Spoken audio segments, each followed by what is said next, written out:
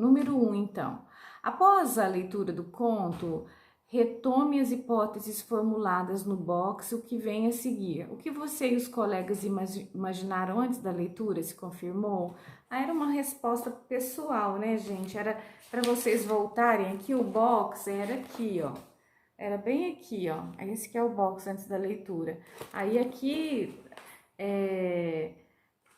aqui falava assim, né, ó, escrito por Moacir Scliar, o conto que você vai ler agora trata com humor melancólico de uma situação difícil vivenciada por pai e filho. Leia o título, que menciona o importante pintor holandês do século XIX. Depois converse com os colegas a respeito da questão. Por que será que o título do conto faz referência à orelha desse pintor?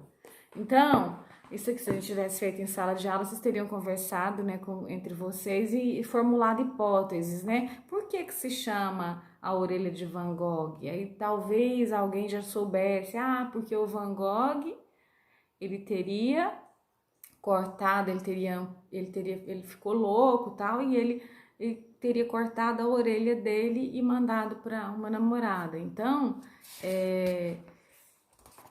quando essa história do Van Gogh ela é bem conhecida, aí vocês poderiam ter elaborado hipóteses. Então, a resposta ela é pessoal, né? Que expectativa que você teve sobre esse texto? Você imaginou alguma coisa antes de ler o texto?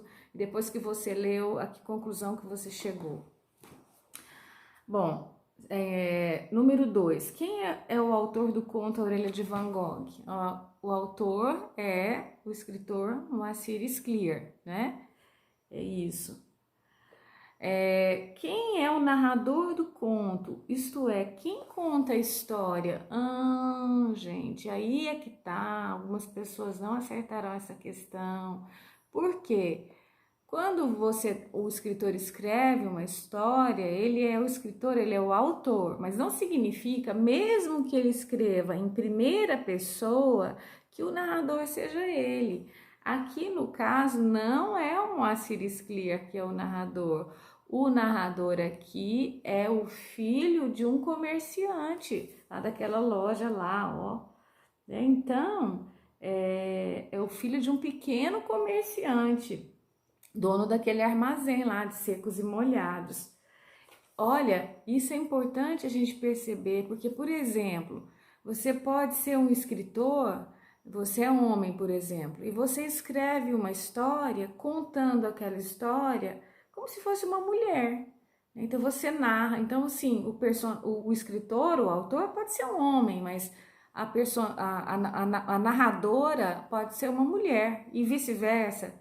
Uma escritora pode escrever um livro e colocar um narrador homem, né? Ou uma criança. Então, há uma diferença, a gente tem que começar a perceber isso. Uma coisa é o autor, que é aquele que escreve. Outra coisa é essa voz que conta ali dentro da narrativa, tá bom? Então, vamos lá. Aqui até tem um anote aí, né? O autor é quem cria e escreve as narrativas. O narrador é a voz adotada pelo autor para contar os acontecimentos em uma história. O autor é uma pessoa real, enquanto o narrador existe apenas na história contada, né, podendo ou não participar dos acontecimentos narrados. Olha, isso, vamos lembrar lá do conto O Gato Preto, do Edgar Allan Poe? Vocês acham que foi o Edgar Allan Poe que matou aquele gato, que arrancou o olho do gato, que enforcou o gato? Não, o Edgar Allan Poe só contou aquela história. Ele contou aquela história, né? E aí ele colocou lá um narrador, que é o narrador e a personagem, e conta em primeira pessoa, que é o assassino, né? Que é o cara que assassinou o gato, depois assassinou a mulher e aí foi preso e condenado à forca. Então, aquele narrador, ele tá contando aquela história antes dele ser enforcado, ele conta aquela história de terror, certo? Pra vocês verem que não é o escritor. Às vezes o escritor escreve coisas, ele escreve mesmo em primeira pessoa, mas não significa que aquelas coisas aconteceram de verdade com ele. Isso é que é maravilhoso na literatura, né? Então é isso. Número 4. O narrador do conto que você leu participa dos acontecimentos, justifique, né? Sim, né? Nós vimos que ele participa, ele narra em primeira pessoa, né? Ele fala eu, né? Sim, o narrador participa dos acontecimentos, né? E ele acompanha tudo que aconteceu com o pai dele, né? Ele viveu aquela situação e ele narra tudo que aconteceu com o pai dele, né? E aí você vai ver lá, ó, em alguns trechos do livro, por exemplo, ele fala, ó, ficamos um instante em silêncio. Ó, o ficamos, lembra das pessoas verbais, pessoas pronominais que eu falei para vocês na aula passada? Primeira pessoa, eu, que é quem fala. Segunda pessoa, tu, com quem se fala. Terceira pessoa, ele e ela, de quem se fala.